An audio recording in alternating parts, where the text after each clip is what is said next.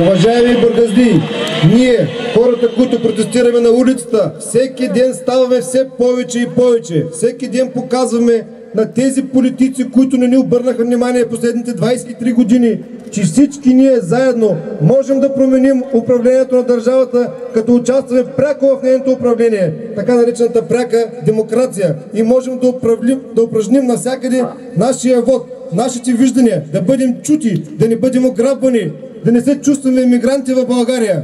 Нашите деца да растат спокойни, нашите деца да не растат гладни, да има работа за младите, да има пенсия за възрастните, да има добро здравеопазване, да има отлично образование, да се чувстваме граждани, да се чувстваме европейци, да не бъдем лъгани повече. Искате ли да имаме всички това?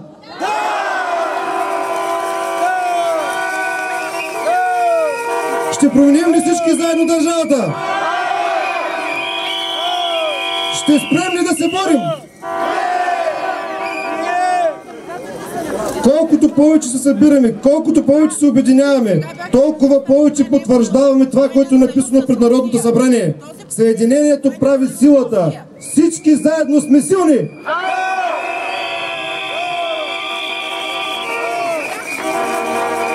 Протестите отдавна имат искания. Протестите не са хаотични.